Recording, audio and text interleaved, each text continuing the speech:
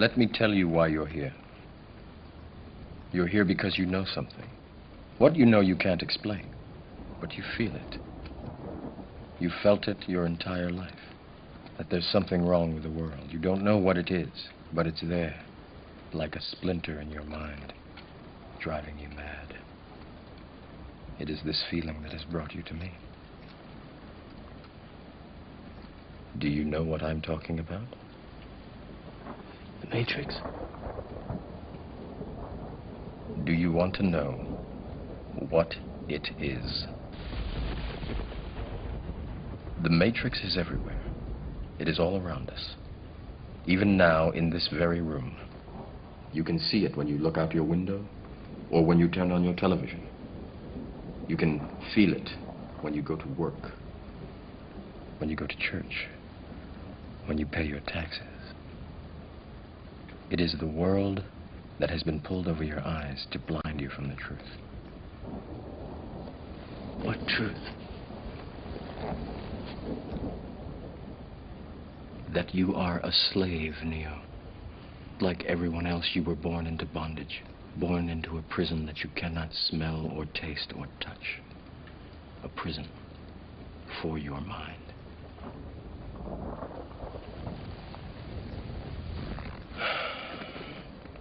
Unfortunately, no one can be told what the Matrix is.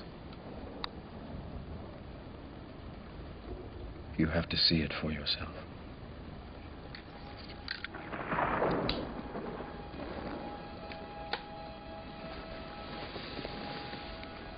This is your last chance.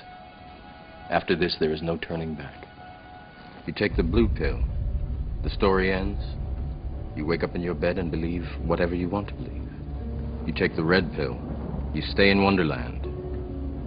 And I show you how deep the rabbit hole goes.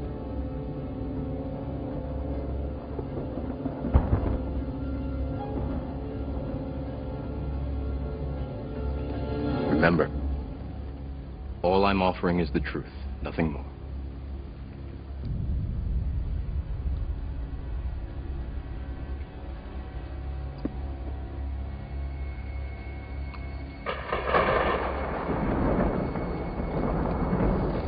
Follow me.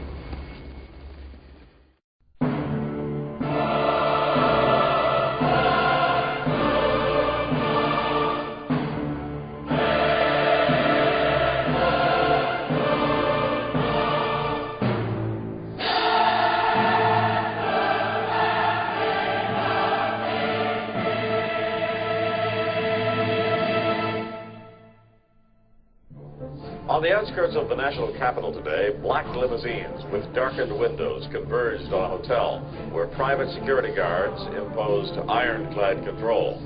The limos carried royalty, political power brokers, and industrial titans to a secret meeting that will last all weekend. It's known as the Bilderberg Group.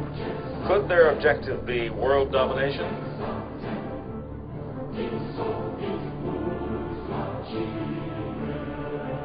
We are opposed around the world by a monolithic and ruthless conspiracy that relies primarily on covert means for expanding its sphere of influence.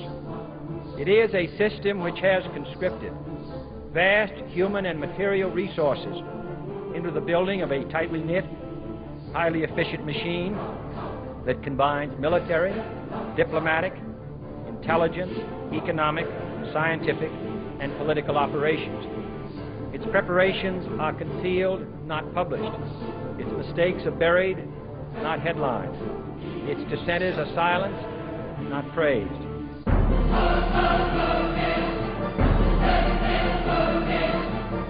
Out of these troubled times, our fifth objective, a new world order, can emerge, a new era.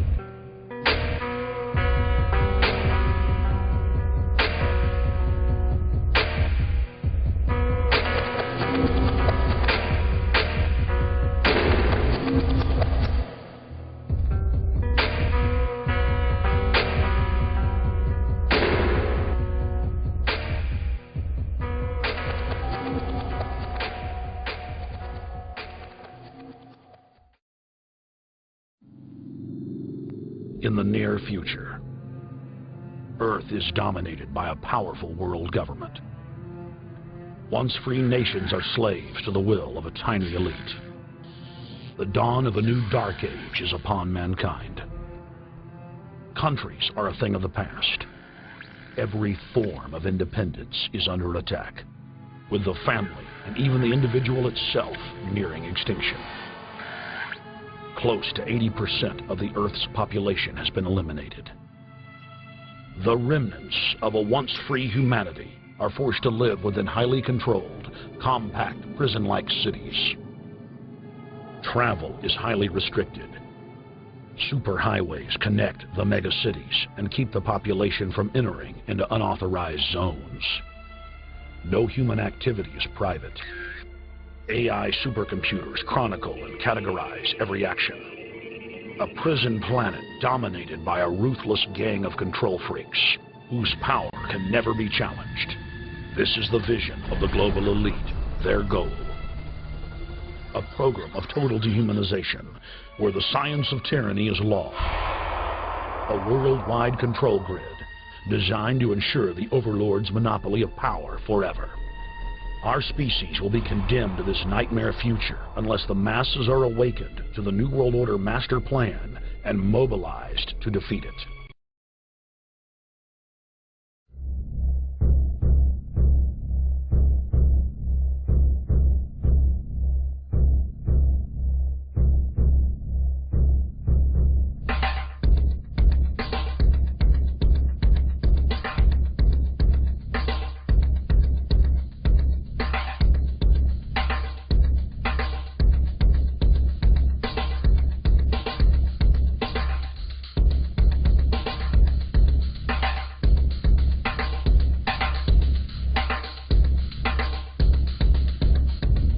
In 1775, the American Revolutionary War began as the American colonies sought to detach from England and its oppressive monarchy. Though many reasons are cited for the revolution, one in particular sticks out as the prime cause: that King George III of England outlawed the interest-free, independent currency the colonies were producing and using for themselves, in turn forcing them to borrow money from the Central Bank of England at interest, immediately putting the colonies into debt. And, as Benjamin Franklin later wrote, the refusal of King George III to allow the colonies to operate an honest money system which freed the ordinary man from the clutches of the money manipulators was probably the prime cause of the revolution. In 1783, America won its independence from England. However, its battle against the central bank concept and the corrupt, greed-filled men associated with it had just begun. So what is a central bank? A central bank is an institution that produces the currency of an entire nation. Based on historical precedent, two specific powers are inherent in central banking practice: the control of interest rates and the control of the money supply, or inflation. The central bank does not simply supply a government's economy with money, it loans it to them at interest. Then, through the use of increasing and decreasing the supply of money, the central bank regulates the value of the currency being issued. It is critical to understand that the entire structure of this system can only produce one thing in the long run: debt. It doesn't take a lot of ingenuity to figure this scam out. For every single dollar produced by the central bank is loaned at interest. That means every single dollar produced is actually the dollar plus a certain percent of debt based on that dollar. And since the central bank has the monopoly over the production of the currency for the entire country, and they loan each dollar out with immediate debt attached to it, where does the money to pay for the debt come from? It can only come from the central bank again, which means the central bank has to perpetually increase its money supply to temporarily cover the outstanding debt created, which in turn, since that new money is loaned out at interest as well, creates even more debt. The end result of this system without fail is slavery, for it is impossible for the government and thus the public to ever come out of the self-generating debt. The founding fathers of this country were well aware of this.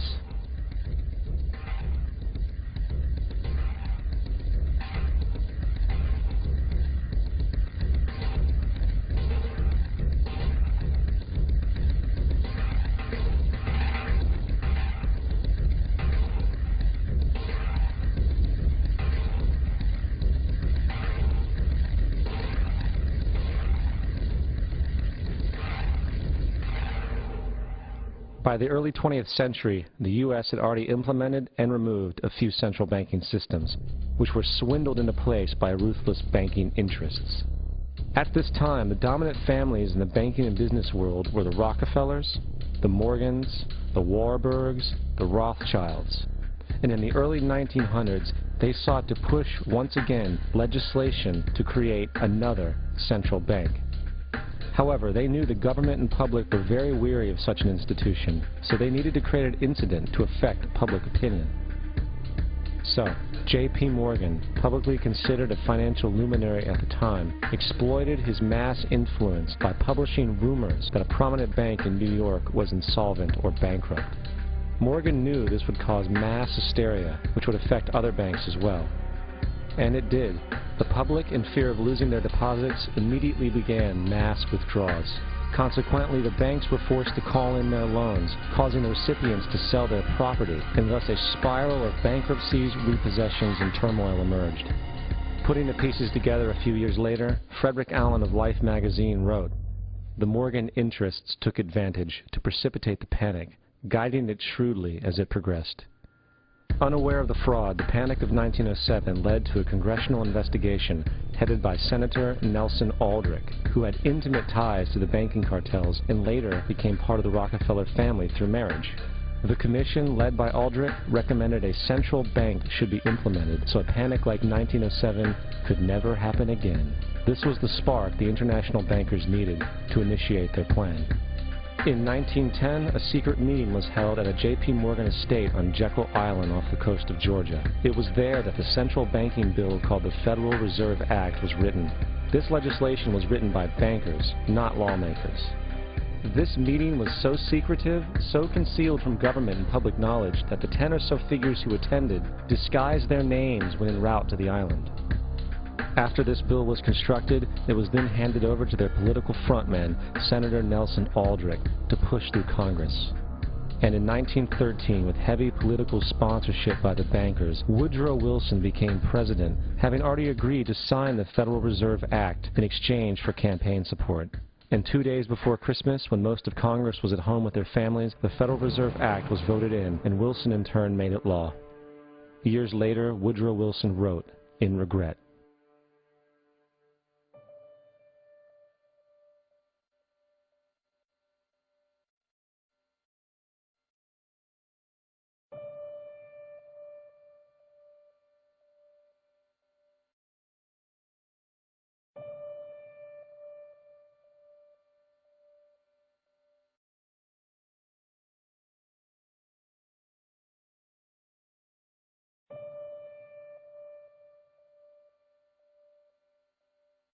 Congressman Louis McFadden also expressed the truth after the passage of the bill.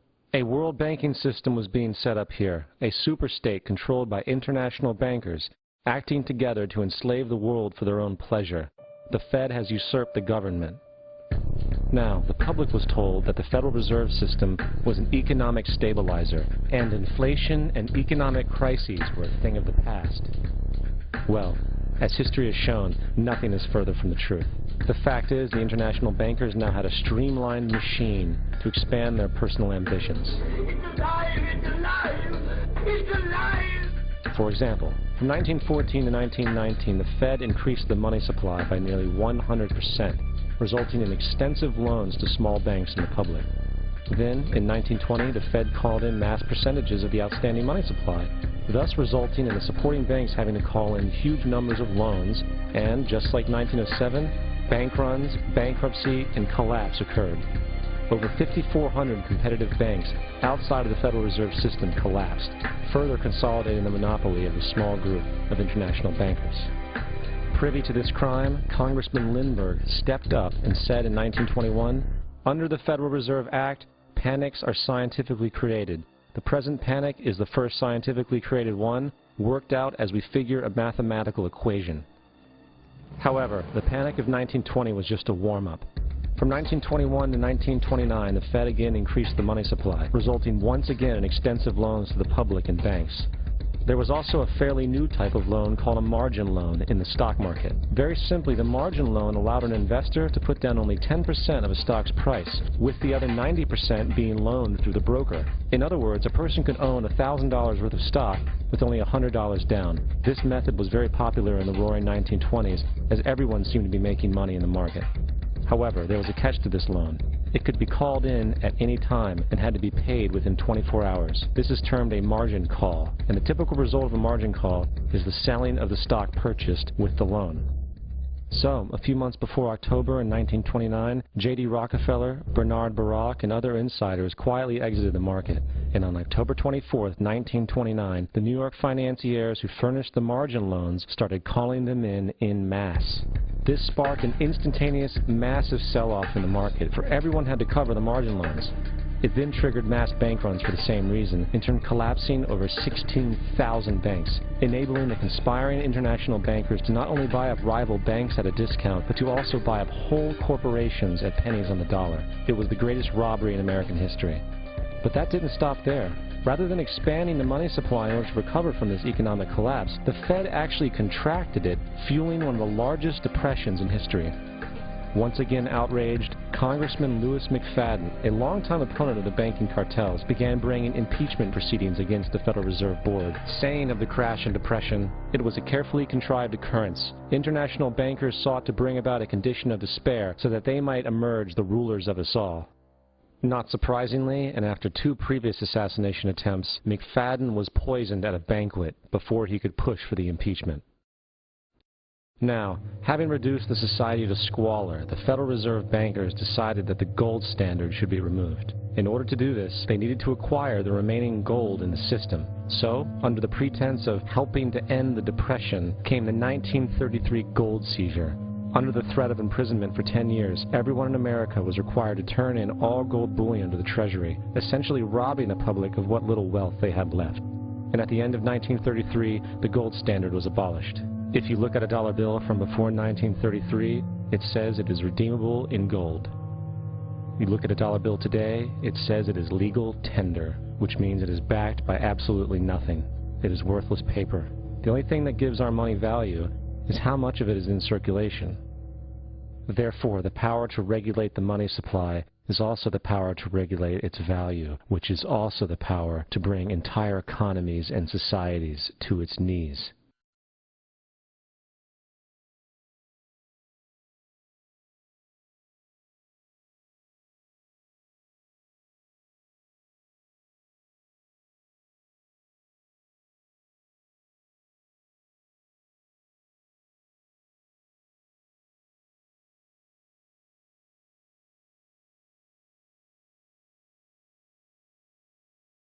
They create money out of nothing. What a scam. They have so much money, they don't care about money. All they care about is power. All they care about is being able to control the political situation so it goes their way. After a man has far more money than he possibly can spend for pleasures, what is left to excite him? For those with a ruling class mentality, the answer is power, raw power over other human beings. Money can buy such power only to a point. Beyond that, politics is the sport, and world politics is the ultimate game.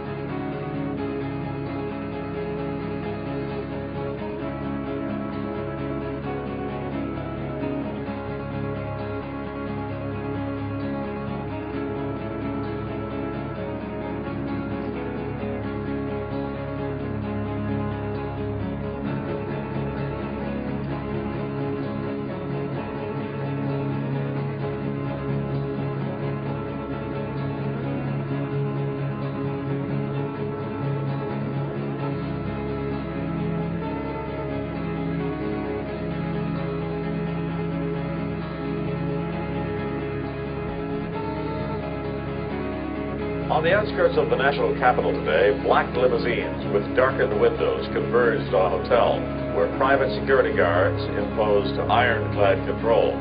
The limos carried royalty, political power brokers, and industrial titans to a secret meeting that will last all weekend. It's known as the Bilderberg Group. Could their objective be world domination?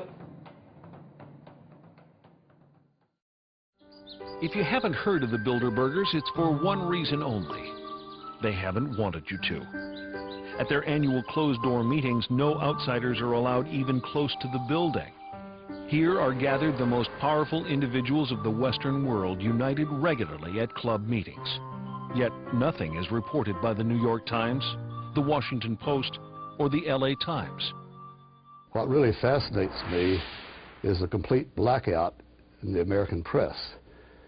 For more than 20 years, I've gone down to the press club every day. I check the wires in their library, mingle with other paper boys, and I asked them the question many times, why, when if 120 film stars or 120 NFL football players met behind locked and guarded doors at a remote location for 3 days, you'd try very hard to penetrate and find out what those movie stars or football players are doing. Well, I had no curiosity at all when 120 of the world's most powerful financial leaders and political leaders meet for 3 days in a remote location behind armed guards in a complete blackout. Well, I had no curiosity. The people who call conspiracy theorists are not the conspiracy theorists themselves. We're talking about facts here. The Bilderberg Group does exist. The Federal Reserve does exist.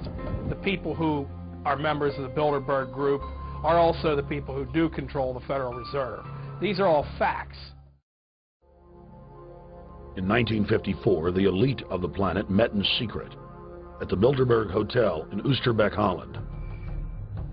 The Bilderberg Group would later admit that their mission was the formation of the EU. Once the EU was established, under the guise of trade deals, a North American Union and Asian Union would be formed. The three interlocking superstates formed the core of the global government, while the United Nations would serve as a world regulatory and enforcement body over the Third World subregions. The Bilderberg Group consists of the heads of all of the managing roundtable groups that steer individual countries. Picture the elite power structure of the world as a giant pyramid, with only the elite of the elite at the tip top of the capstone. The group has been so secretive that until the mid-1980s, the controlled corporate media denied its existence. Into the late 1990s, coverage only consisted of rare one-line mentions.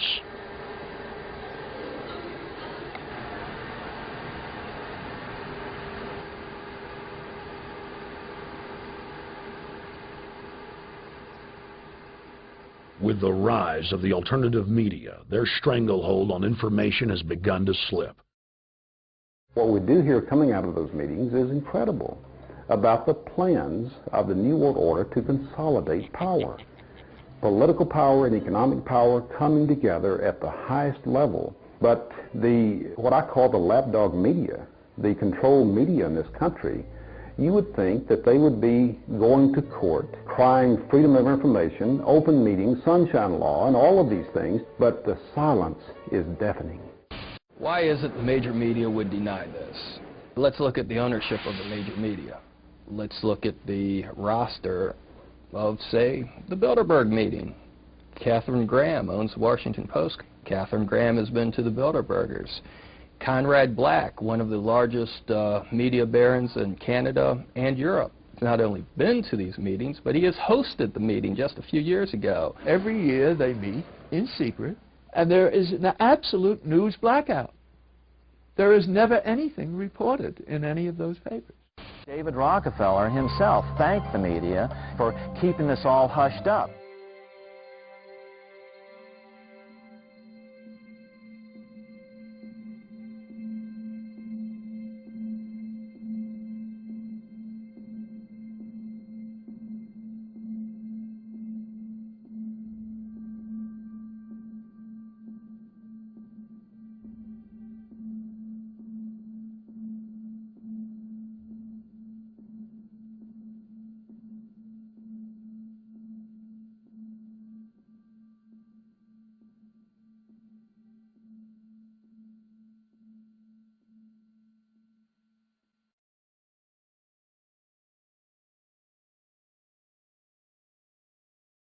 First heard about Bilderberg in 1975, and I said, I don't believe it. That's not possible. Who in hell's Bilderberg?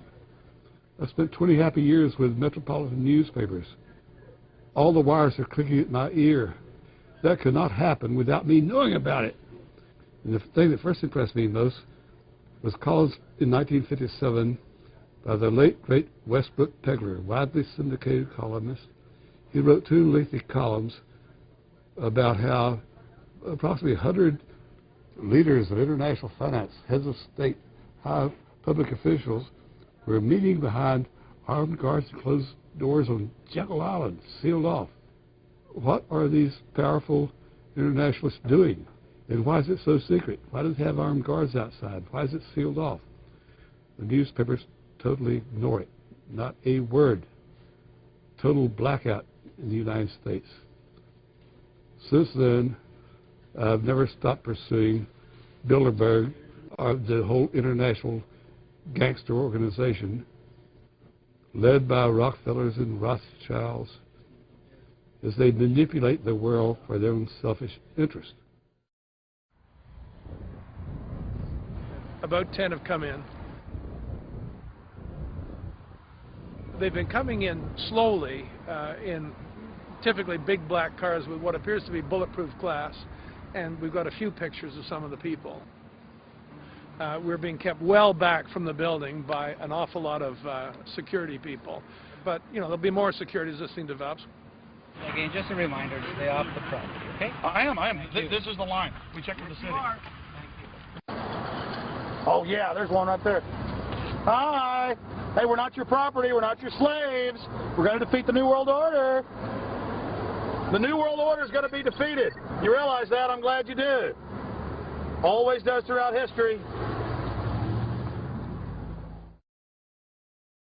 Now, I think what is very difficult for most people to understand is how such a small group of 125 men and a few women control a population base of 6 billion people. Actually, it's much easier than you think. These people work on what I call systemic methodology, meaning that you take a pie, just imagine you take an apple pie and you slice this apple pie into lots of very small pieces, and you put in front of each one of these pieces your men or women of trust.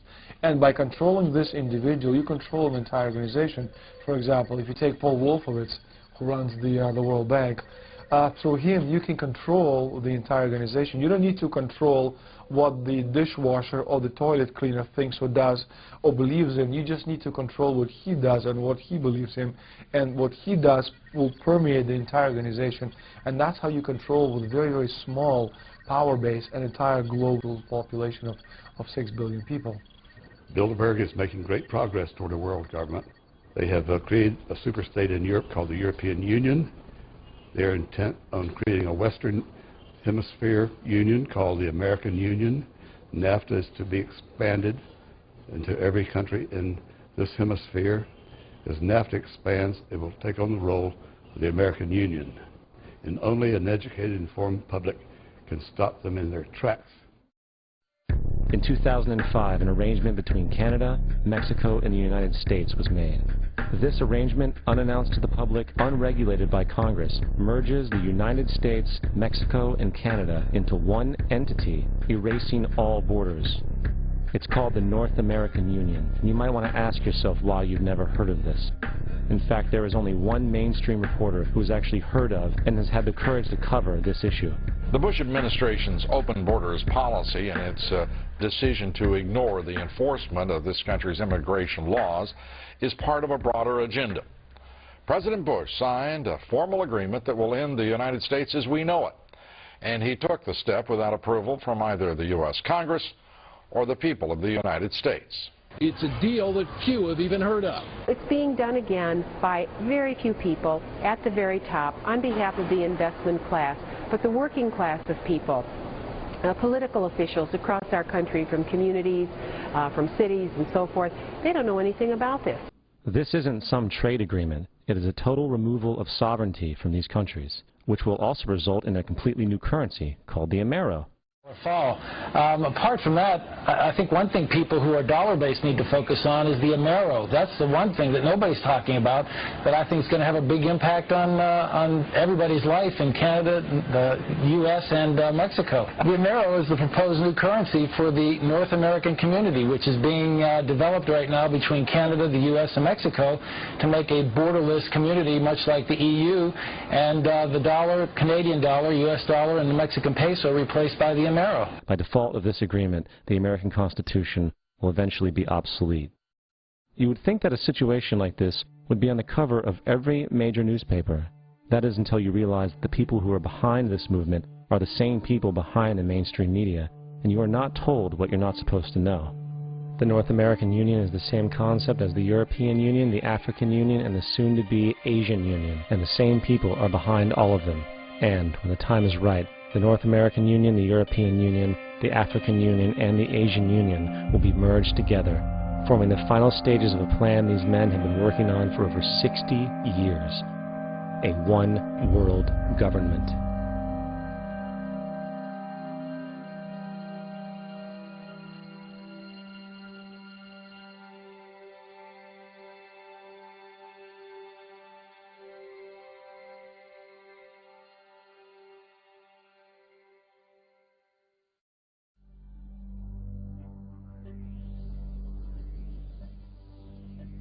A globalist is someone who believes in globalism, and globalism essentially is the desire for one world government, one world military, one world economy, which on a broad philosophical basis may not be that bad. But the problem is that we are being pushed into globalism by secrecy and by deceit. And nobody's getting a chance to actually consider the ramifications or consider the methodology that's being used to push us into this globalization. And that leads to the $64,000 question. Let's assume that these globalists, and they make no secret about their desire for one world economy, one world government, let's assume that they're successful. What is our guarantee that some new Hitler-like tyrant won't gain control of that worldwide mechanism? The driving force behind globalism is just plain old socialism. Because if they want to control every person in the world, if they're going to take care of you from cradle to grave, if they're going to take care of the education system, they're going to take care of the health system, all of that requires central administration. And the wealthy elite who have the money and the power know that if they can create a one world global social system, that they can control the central authority. In other words, world control, world domination, one of the oldest desires in the history of the world, going all the way back to Alexander the Great. The way that this can be done with a very few people, at the peak, that is because if you look at every organization today, be it a university, a school, a government, a secret society, anything, a multinational company, business of any kind, they're structured as a pyramid, which works like this. In any organization, you've got a very, very few people at the peak of the pyramid. That very few people know exactly what that organization's about, what its real agenda is, what it's really trying to achieve. The further you come down from that peak in any organization, you're meeting more and more and more people who know less and less and less and less about what the organization's really about. They only know their part. The CIA call this compartmentalization, keeping from everyone else in the pyramid how what they're doing in apparent innocence links in with what other people are doing in apparent innocence to produce a very sinister pattern. The Freemasons are a classic example of this. When you say that the Freemason secret society is involved, people think that you must be saying that every Freemason wants to manipulate the world to global dictatorship. Utterly ridiculous. Of course they don't. But if you look at the Freemason structure, the vast overwhelming majority of Freemasons in the world, they never get higher than the bottom 3 levels of degree, the overwhelming majority. But in the Scottish rite of Freemasonry, which pervades much of world politics, particularly in America and other areas, there's another 30 degrees above that, to the 33rd degree, which the vast majority of Freemasons never get near.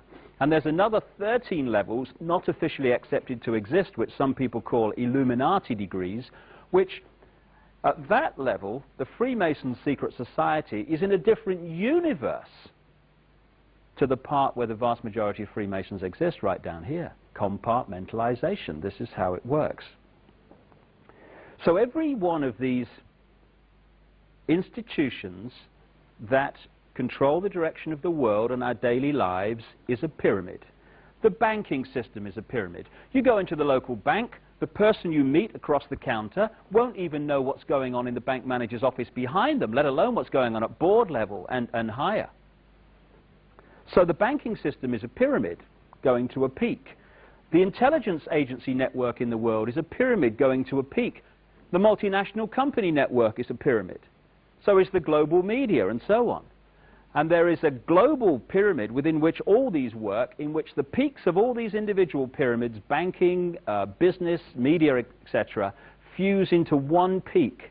And up there, it's speculated by many people, there perhaps may be no more than 13 families, 13 people at the peak, pervading down through these different levels the same basic policy, which is pushing the world towards more and more centralization of power. There is this like cozy little myth that is perpetuated between politicians and the media. Politicians walk the world stage as if they are the final arbiters of power in the world. So when a president speaks, the cameras run and it's flashed around the world, prime ministers and such like. The media report the world as if presidents and prime ministers are the final arbiters and decision makers in the world, which means that the people above the level of presidents and prime ministers that really make the decisions, they're never looked at or exposed by the mainstream media because they're not accepted to exist.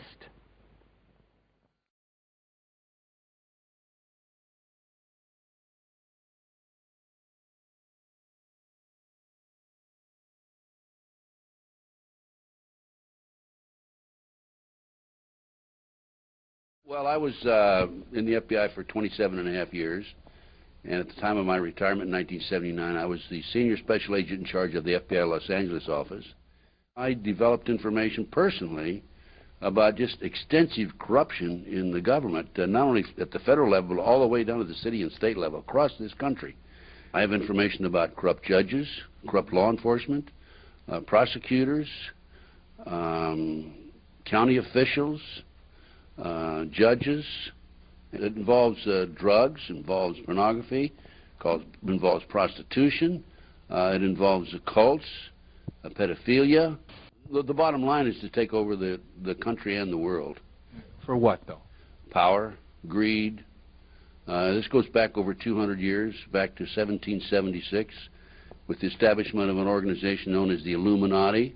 And if your listeners don't know what the Illuminati is, they need to run down to the library and look it up and do some research, because on May the 1st, 1776, a fellow named Adam Weishaupt, German, set forth 25 goals at the request of the Rothschild group that they needed to initiate in order to take over the world. We're talking about destroy the sovereignty of countries and destroy religions. And that's where it really started in modern day.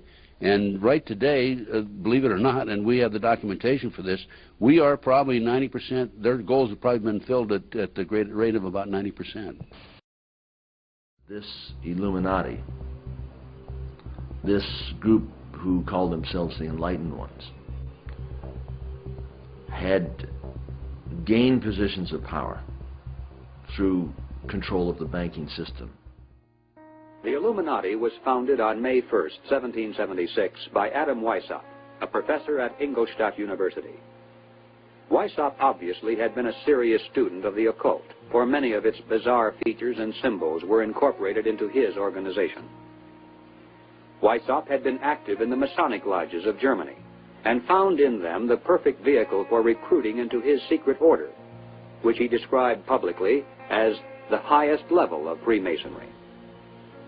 The Illuminati was formally incorporated into the Masonic lodges at the Congress of Wilhelmsbad in 1780. There were 8 conspiratorial rings within rings, advancing from the outermost novice inward to Rex, or king. The king, of course, was Weishaupt himself, who had adopted the code name Spartacus. Those in the outer rings were told that the grand purpose of the order was to make of the human race, without any distinction of nation, condition, or profession, one good and happy family. But by the time the member had advanced to the level of presbyter, or priest, his oath of absolute secrecy and obedience had become deadly serious. Only then was he allowed finally to see the ultimate goal of the order. It was the destruction of all religion and the destruction of all independent governments, replaced by a new world order, a world government ruled from behind the scenes by the illuminated ones. We have before us the opportunity to forge for ourselves and for future generations a new world order, a world where the rule of law, not the law of the jungle, governs the conduct of nations. When we are successful, and we will be, we have a real chance at this new world order, an order in which a credible United Nations can use its peacekeeping role to fulfill the promise and vision of the UN's founders. I call upon all states to join ranks in order to found the new world order of the 21st century.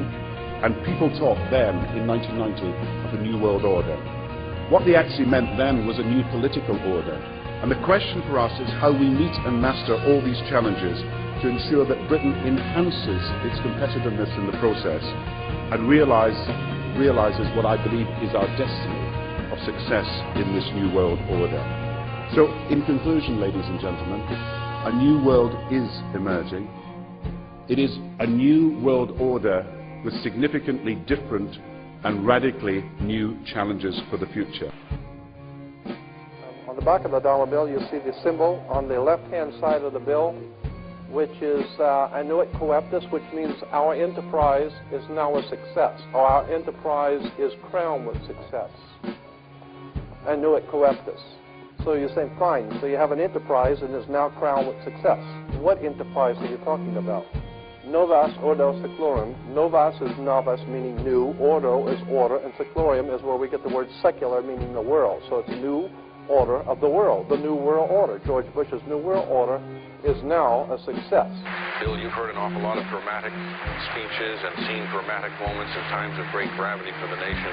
How would you assess this evening? This was a stirring address, in my view. Shorter than his father's speech when he announced the New World Order. Shorter than his father's speech when he announced the New World Order.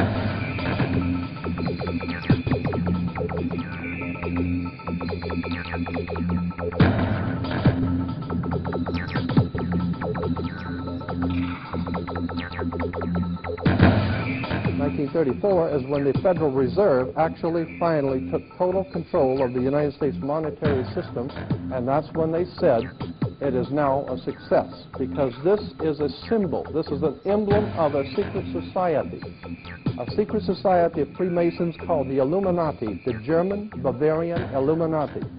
They were a secret society founded in the south of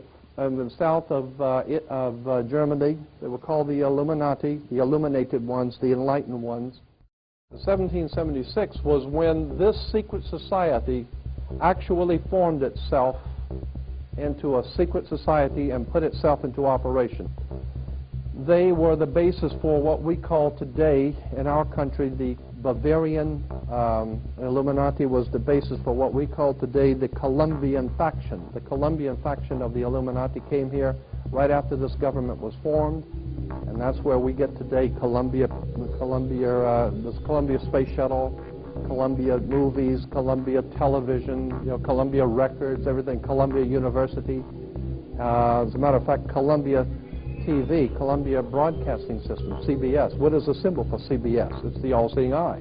And that's why our government is in the District of Columbia, because these guys own our government. They print our money, and they own not only the government, but they own you. You are their property.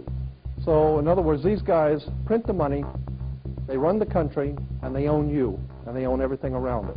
And so they make the laws, and that's why they can decide who can kill who, and who can get away with who, and who can get away with whatever, because they make the laws and they decide, all right? As I said to you before, there are 13 layers in this pyramid. There are 13 letters in Inuit Coeptus, but 13 is a very important number to this secret society. There are 13 stripes. There are 13 stars here, which make up the Star of David. The 13 berries, there are 13 leaves, 13 arrows.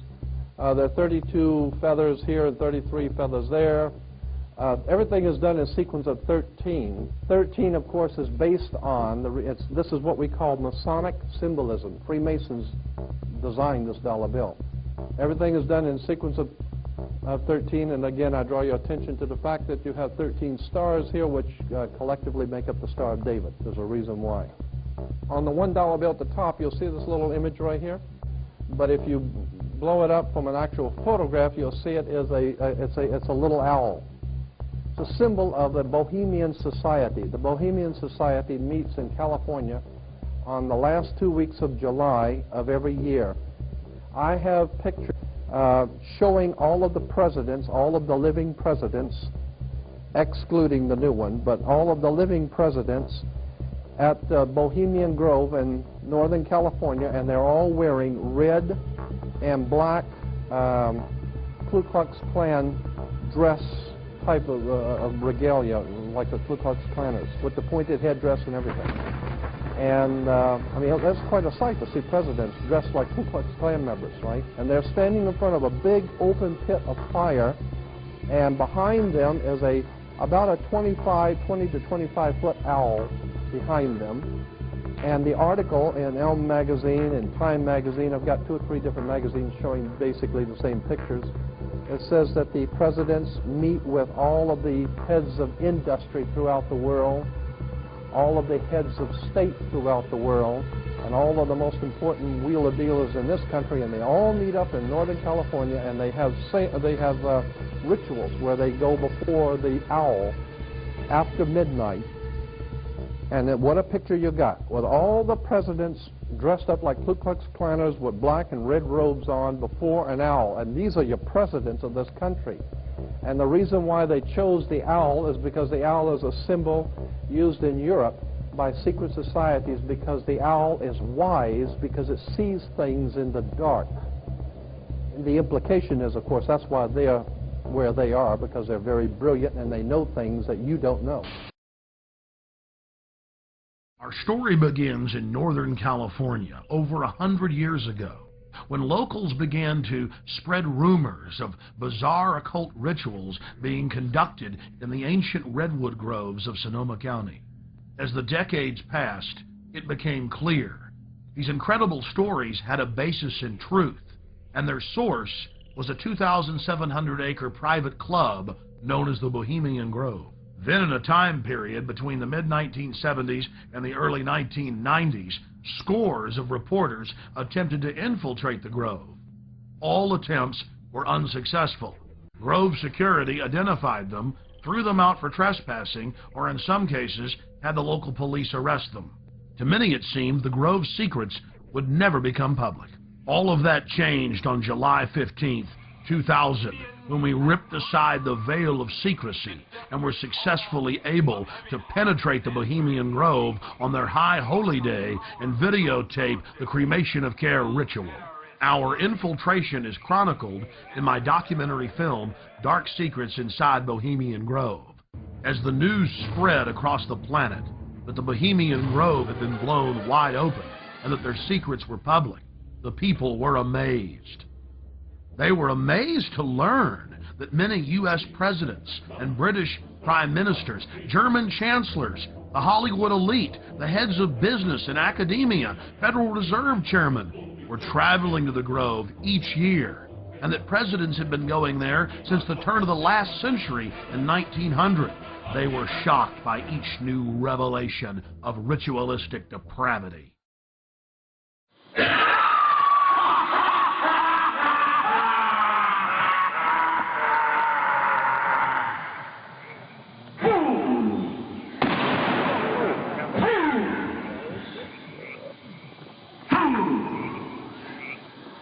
When will you learn? Wow. Great sense of all mortal wisdom. Owl of Bohemia, we beseech thee, grant us thy counsel.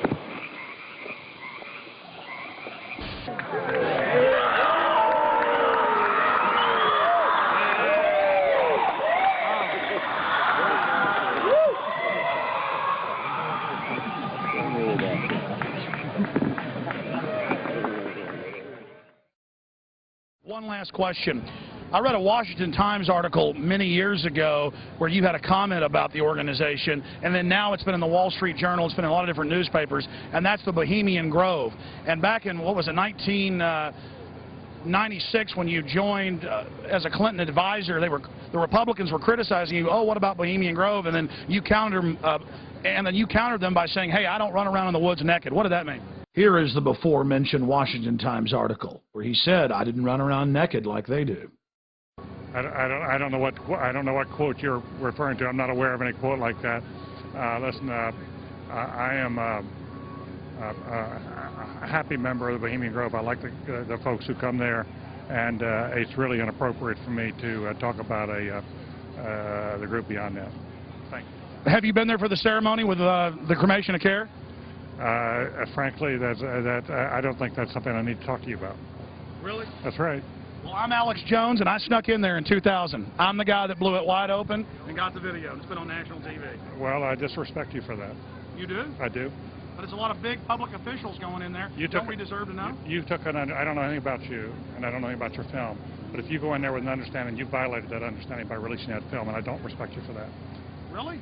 But we have public officials. I'm sorry, you took an understanding when you went in there that you would not do that film. And did you have an understanding when you went in there? No. Did you crash it?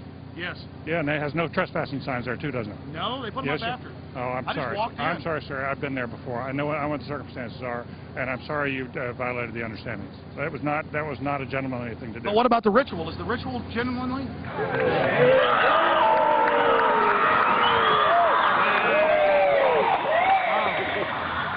Sir, everything. I don't owe you this comment. I know. I appreciate it. This is what's called ambush journalism, and I disrespect you for that as well. So thank you ever and goodbye. Been in the ritual? It's none of your damn business. Oh. That's right. Listen. You go around and make understandings with people and violate them.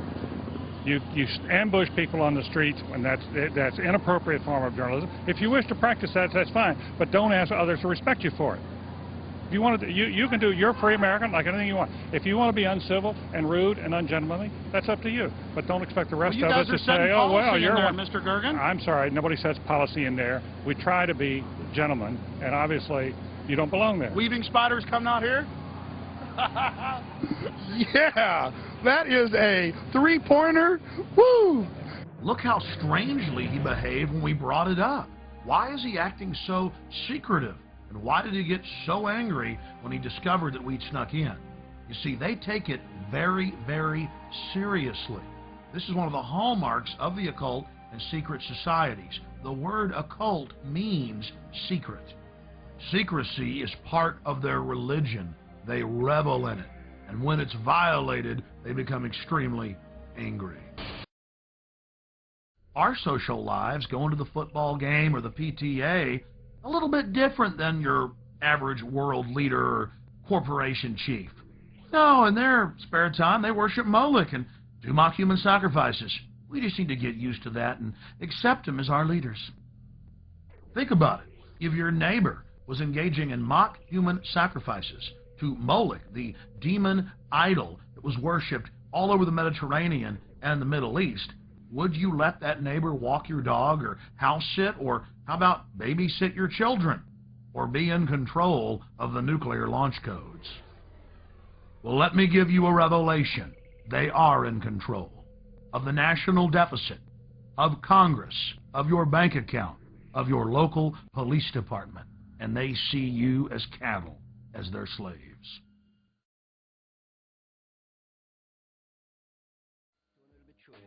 At this stage, and a stone in between at the churches.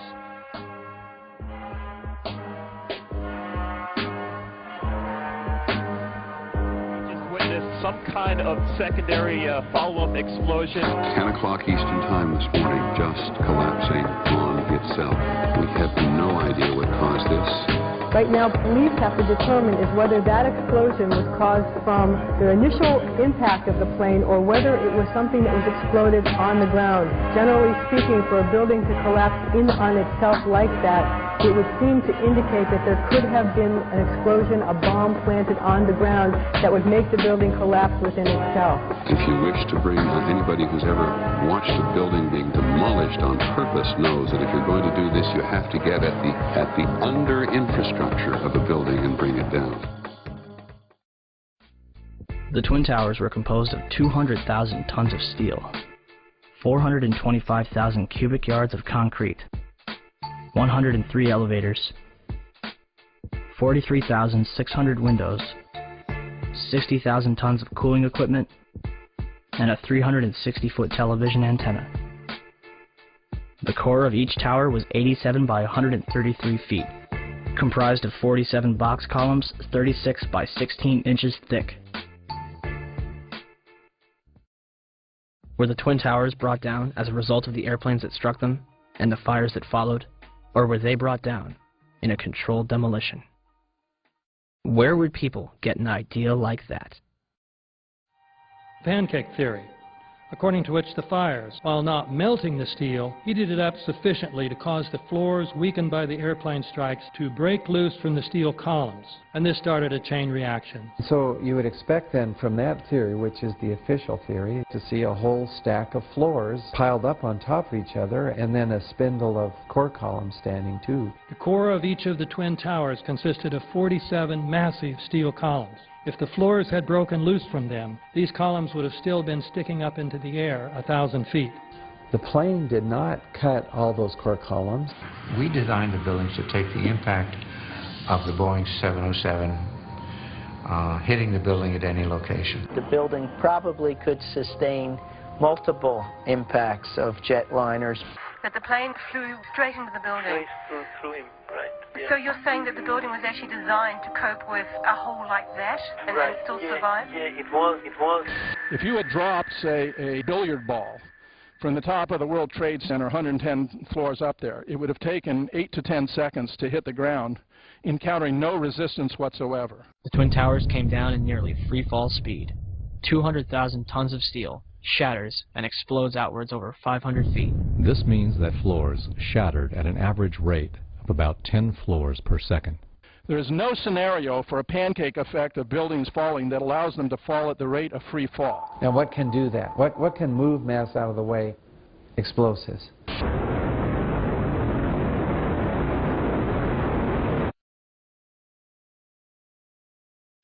We heard the noise associated with an implosion. Secondary explosion on Tower 2. Some sort of explosive device.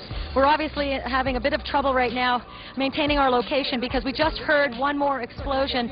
There was another major explosion. Do you know anything about those extra explosions we heard? No, I do not. Were they car bombs? I have no idea, ma'am.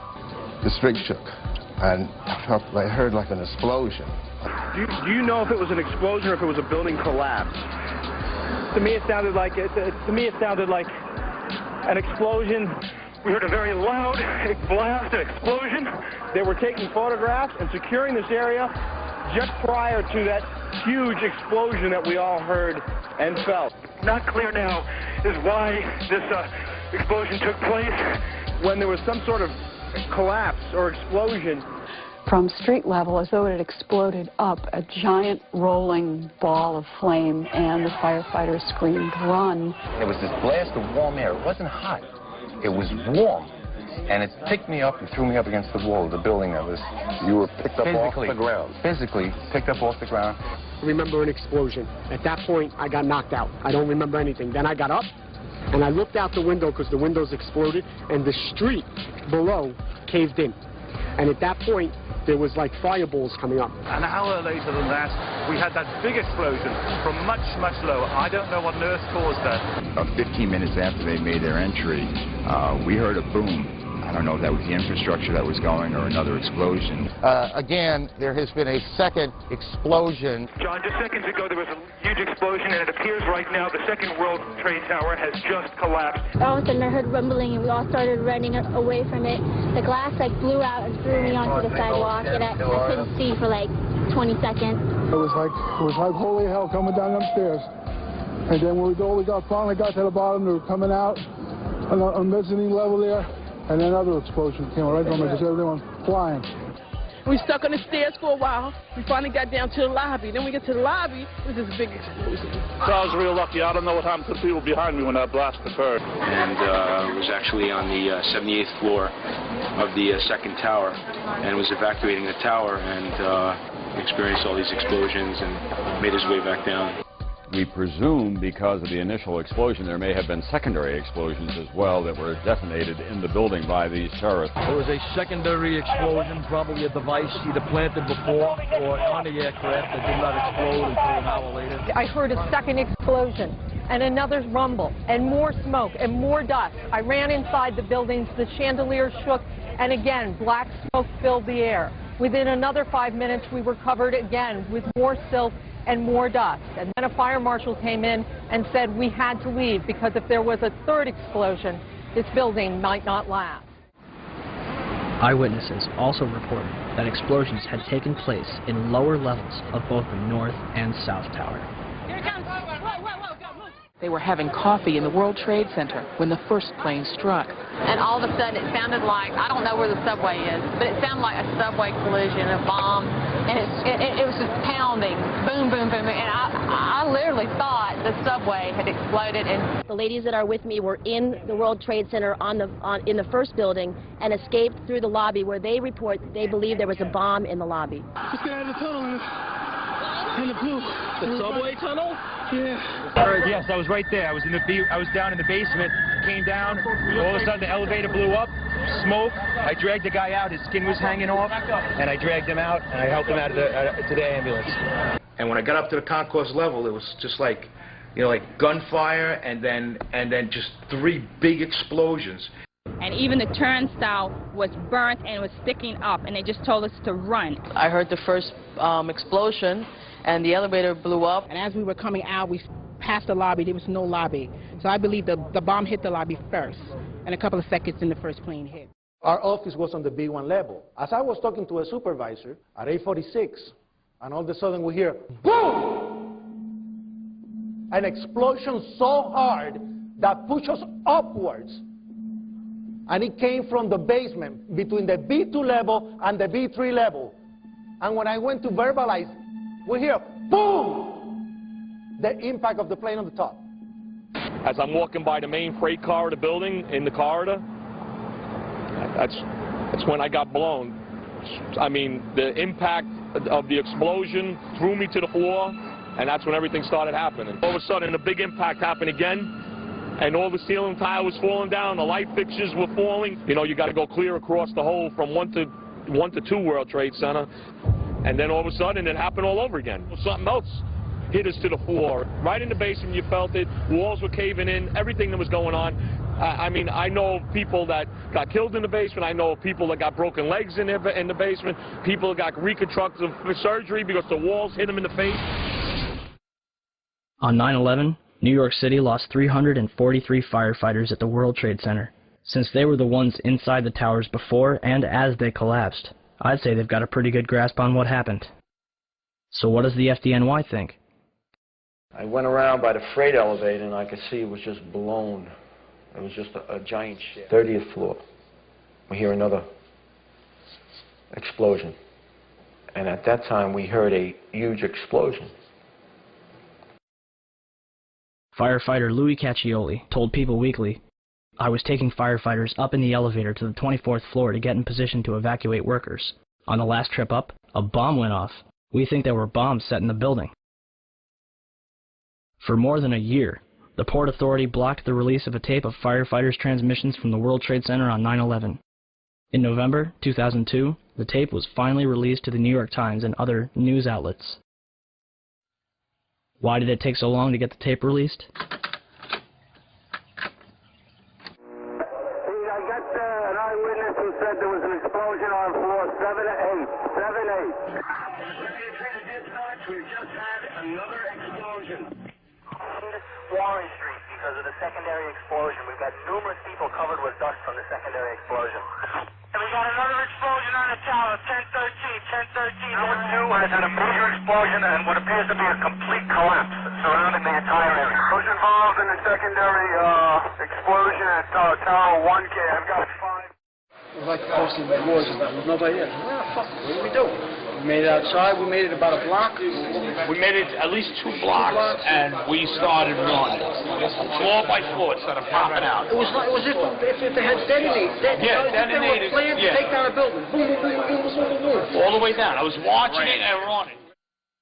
One eyewitness was standing among a crowd of people on Church Street, 2.5 blocks from the South Tower, when he saw a number of brief light sources being emitted from inside the building between floors 10 and 15. He saw about 6 of these flashes, accompanied by a crackling sound before the tower collapsed.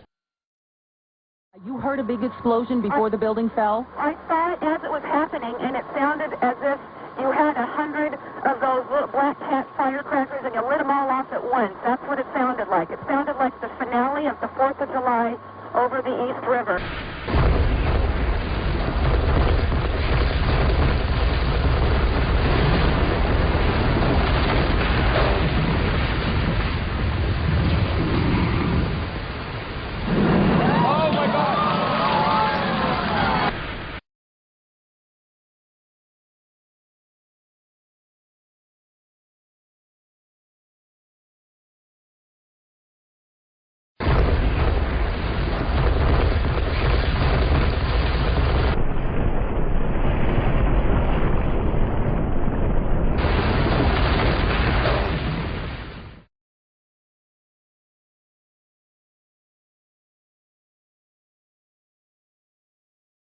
Yeah, here's one of the guys who can tell you I'm okay, all right? Here, hold on. You want to call your mother or something? You gotta get back something. You know that, you gotta get back. All right? The 4-1 should have taken a couple of companies that they were leaving back to us that were stuck on the tunnel.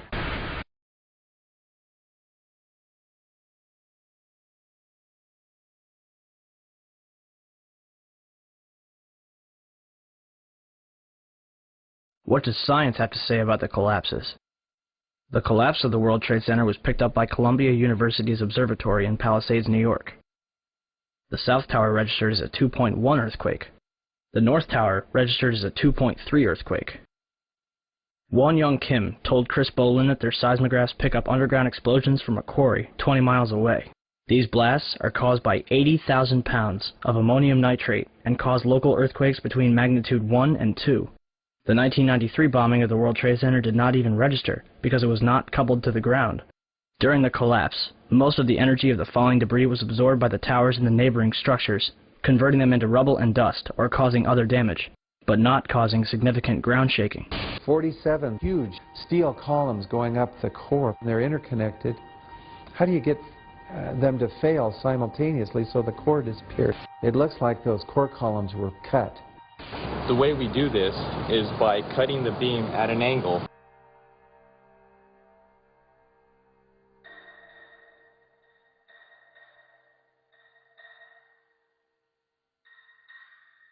And our conclusion is that the building should not have fallen that rapidly if indeed fire caused the collapse. And in fact, there's one mechanical engineer, Gordon Ross, in the Journal of 911 Studies, has done a thorough analysis based on conservation momentum. If the official story was correct, then the heating that was supposed to cause the failure would have been a much slower event, and it would have been an asymmetric event. For the tower to collapse straight down onto itself flies in the face of what we know about steel and how steel behaves. When we have a failure in one area, then the failures tend to continue within that area, and you'd see an asymmetric collapse. Possibly the upper section falling off, as it's twisting away from the tower and falling off. But it's very unusual to see the upper section falling straight through the path of the greatest resistance, which was straight down through the middle of the tower. It just does not add up. Steel beams weighing up to 200,000 pounds were thrown laterally up to 500 feet. A cross-section from the World Trade Center weighing approximately 300 tons was embedded in the southeastern corner of the American Express building. This piece would have had to travel at least 390 feet, maintaining enough kinetic energy to embed itself in the corner of the building. What we should have seen in the debris pile was a pyramidal shape. If it had been a gravity-driven collapse, we would have seen a roughly pyramidal shape or a conic shape.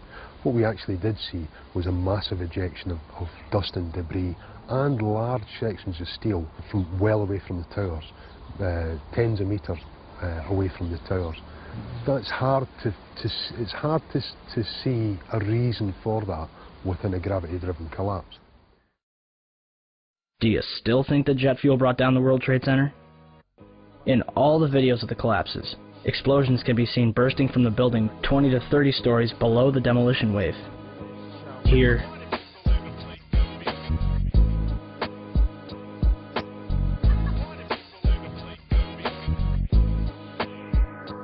here,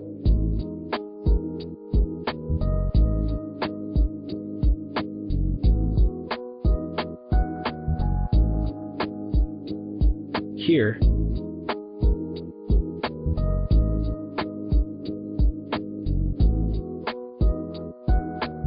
here,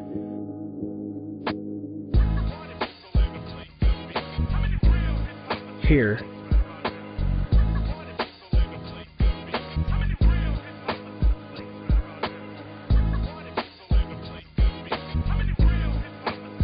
and here.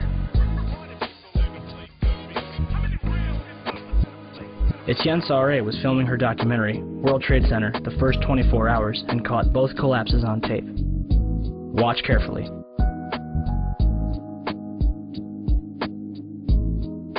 The tripod shakes 12 seconds before the North Tower begins collapsing.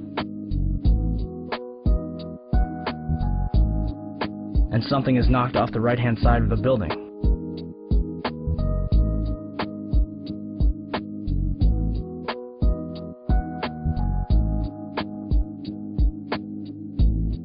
You're probably asking, if there were bombs in the building, how would they get in there without anyone noticing? Ben Fountain, a financial analyst who worked in the World Trade Center, told People magazine that in the weeks before 9/11, there were a number of unannounced and unusual drills where sections of both the Twin Towers and Building 7 were evacuated for security reasons. Daria Cord, a guard in the North Tower, told Newsday that security detail was working 12-hour shifts for 2 weeks before 9/11. But on Thursday the 6th, bomb-sniffing dogs were abruptly removed from the building. So who authorized all this? President Bush's brother, Marvin, was board of directors at Securicom from 1993 until fiscal year 2000. Securicom, now known as Stratesec, is an electronic security company backed by Kuwait American Corporation, which provided security for United Airlines, Dulles International Airport, and from the early 1990s up to the day of 9/11, the World Trade Center. Marvin is also the former director at HCC Insurance Holdings, which insured parts of the World Trade Center on 9/11. More information on this was supposed to be disclosed and never was. To date, the SEC has not revealed what they have learned. If only we could examine the debris from the World Trade Center and figure out what happened.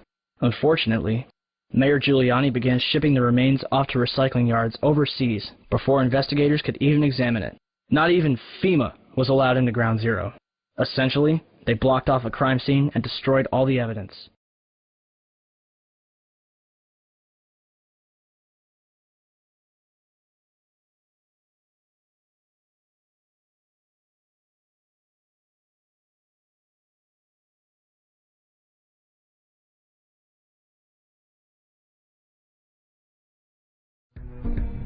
Since the inception of the Federal Reserve in 1913, a number of large and small wars have commenced. The three most pronounced were World War I, World War II, and Vietnam. World War I. In 1914, European wars broke out centered around England and Germany. The American public wanted nothing to do with the war. In turn, President Woodrow Wilson publicly declared neutrality. However, under the surface, the U.S. administration was looking for any excuse it could find to enter it. In a noted observation by Secretary of State William Jennings, the large banking interests were deeply interested in the World War because of the wide opportunities for large profits.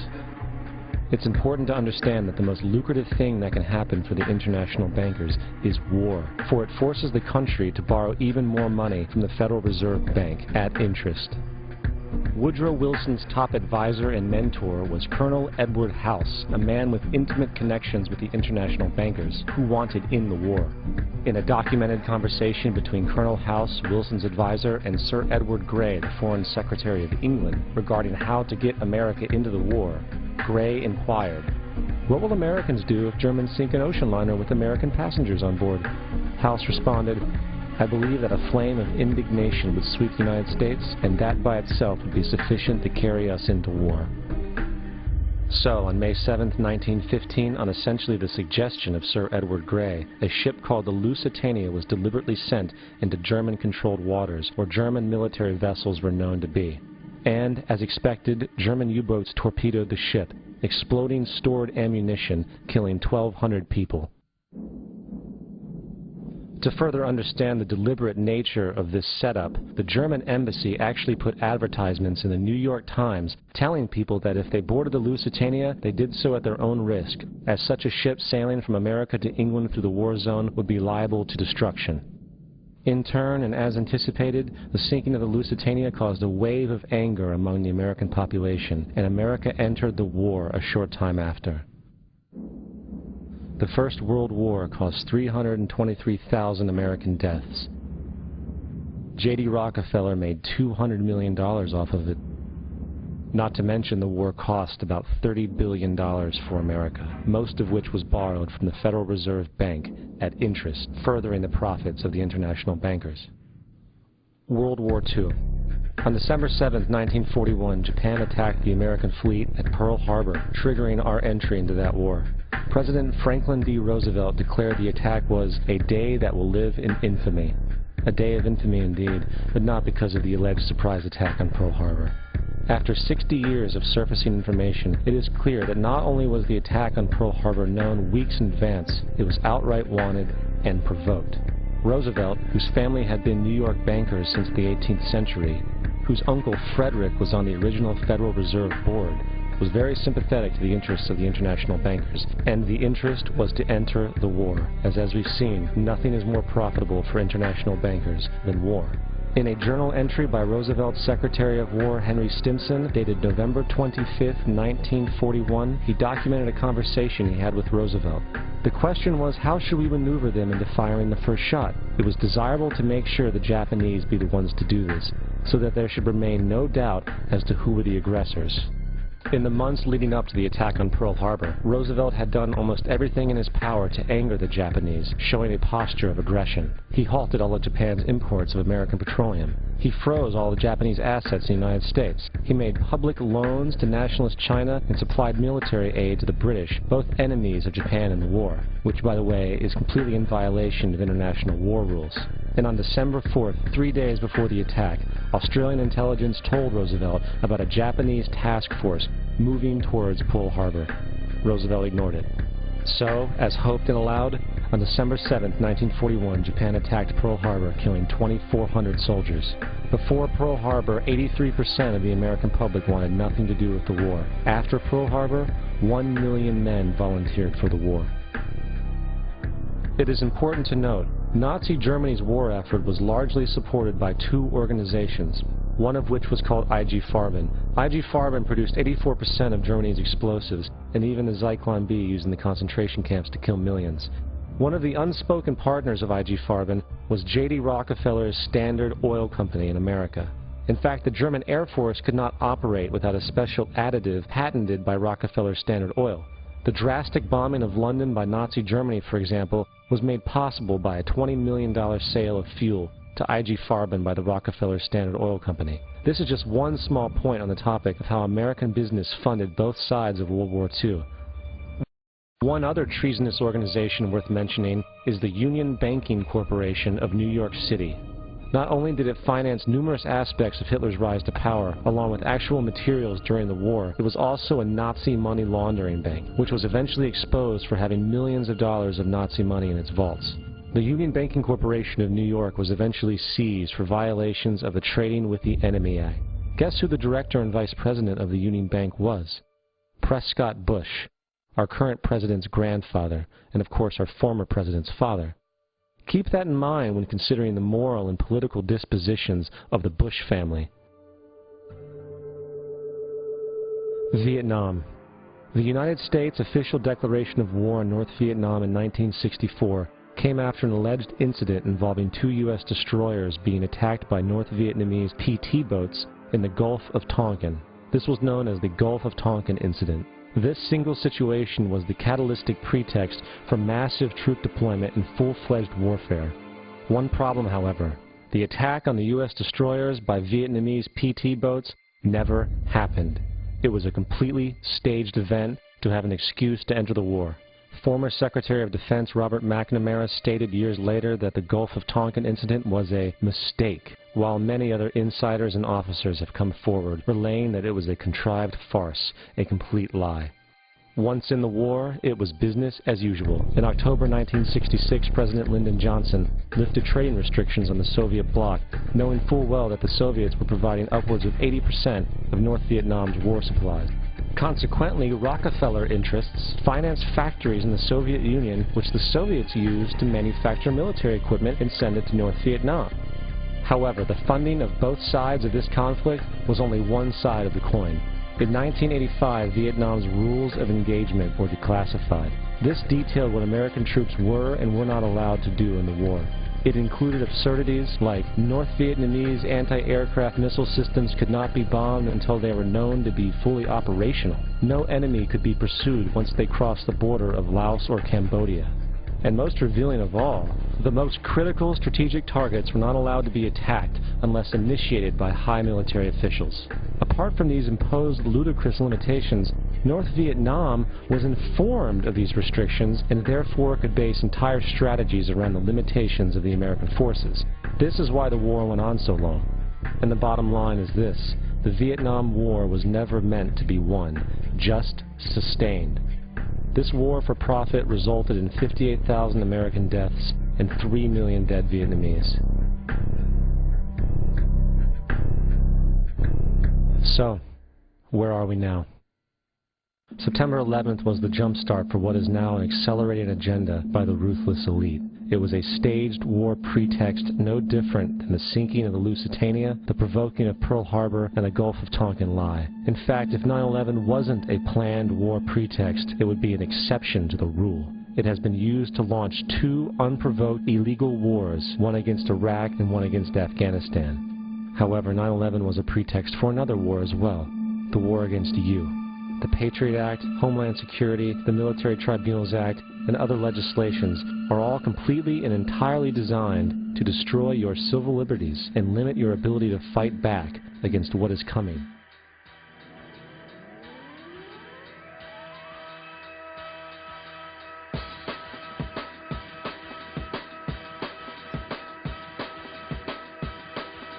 September 11, September 11, September 11, September 11, September 11, September 11, September 11, September 11, September 11, September 11, September 11, September 11, September 11, September 11th. September the 11th, September the 11th. Evil killers, Taliban, Al-Qaeda, Osama bin Laden. War and danger. Weapons of mass destruction. Terror, terror. Terror. terror, terror, Terrorism, terrorism, terrorism, terrorism, terrorism, terrorism, terrorism, terrorism, terrorism, terrorism, terrorism, terrorism, terrorism, terrorism, terrorism, global terrorism, global terrorism, world terrorism, global terrorism, global terrorism, global terrorism, global terrorism, the terrorist, terrorist, terrorist, terrorist, terrorist, terrorist, terrorist, terrorist, terrorist, terrorist, terrorist, terrorist, terrorist, terrorist, terrorist, terrorist, terrorist, terrorist, the evil terrorists.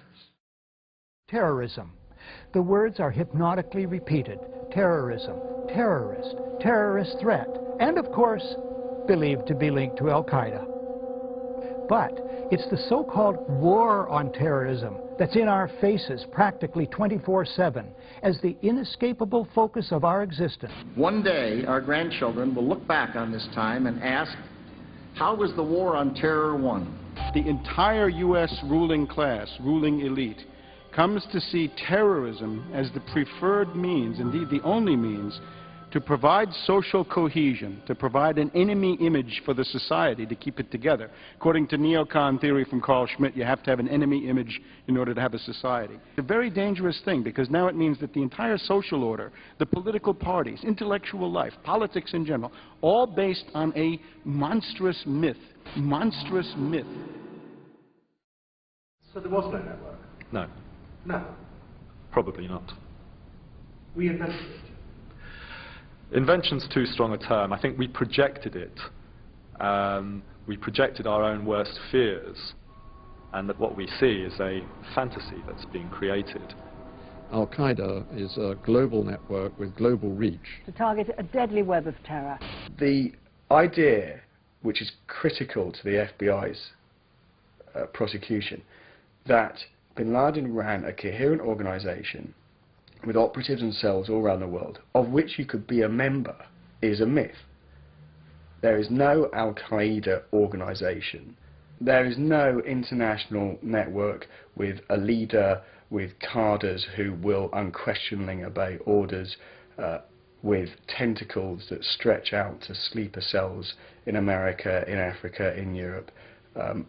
That idea of a coherent, structured terrorist network with an organized capability simply does not exist.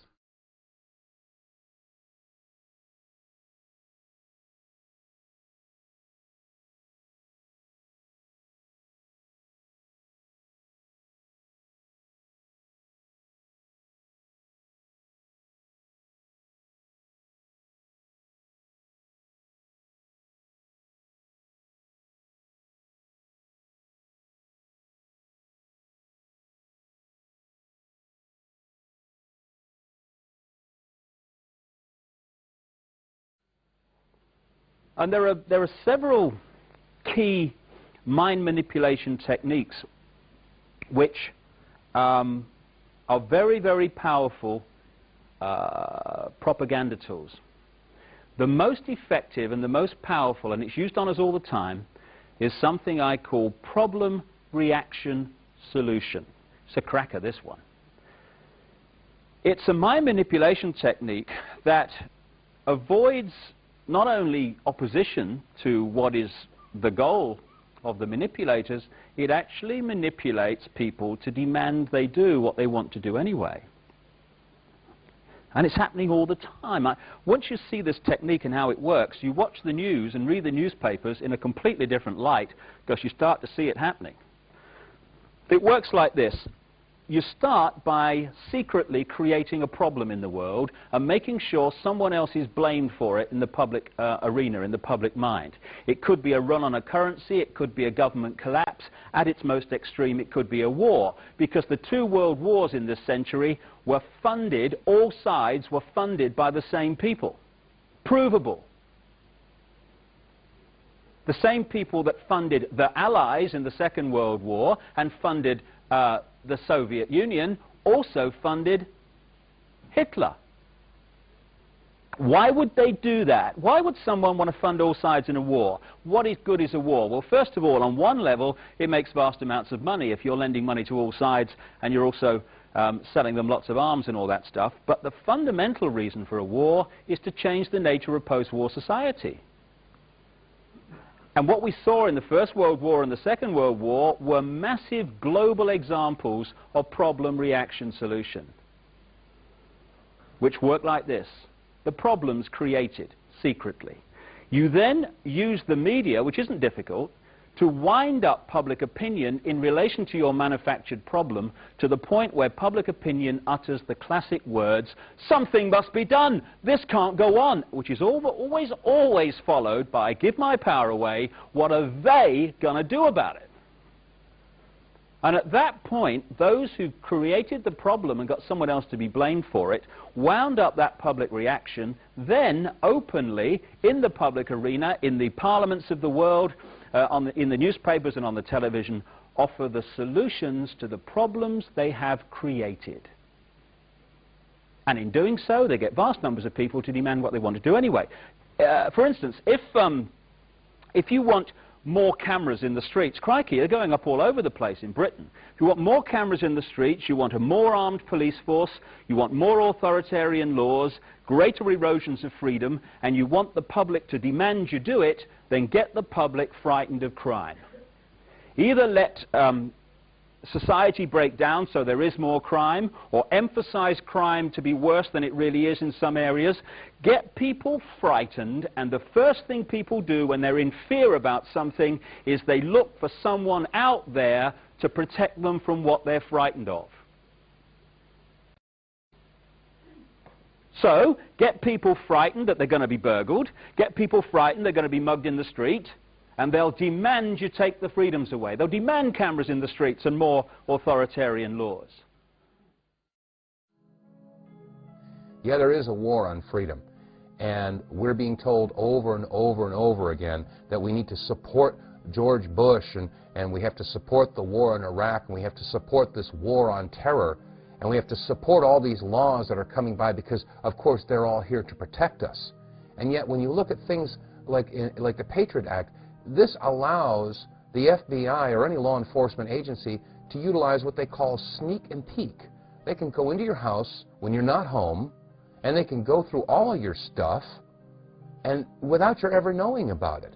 How is this protecting your rights? That's just one example where we get to think we're free. You know, on the patriotic holidays, we all break out our flags and we wave them around and we sing patriotic songs like I'm proud to be an American or I get to think I'm free. We have a program known as Echelon, where they listen to every telephone call, every email, record every fax here in the United States. And all of this is done by computers. All of these messages are kept indefinitely on computer disks. What the American people must understand is that the massive amounts of money we're spending on defense is not to protect America, but ultimately to be used to control the American population as we move from freedom to fascism. Currently in the United States, unannounced to most brainwashed Americans, your home can be searched without a warrant, without you being home. You can in turn be arrested with no charges revealed to you, detained indefinitely with no access to a lawyer, and legally tortured, all under the suspicion that you might be a terrorist. If you need a painted picture of what is happening in this country, let's recognize how history repeats itself. In February 1933, Hitler staged a false flag attack, burning down his own German parliament building, the Reichstag, and blamed it on communist terrorists. Within the next few weeks, he passed the Enabling Act, which completely eradicated the German Constitution, destroying people's liberties. He then led a series of preemptive wars, all justified to the German people as necessary to maintaining homeland security.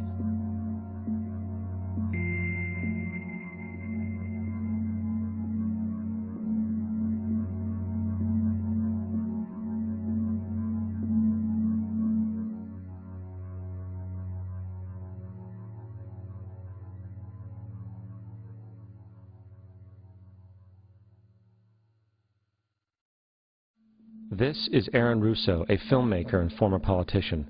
To his left is Nicholas Rockefeller of the infamous Rockefeller banking and business dynasty. After maintaining a close friendship with Nicholas Rockefeller, Aaron eventually ended the relationship, appalled by what he had learned about the Rockefellers and their ambitions.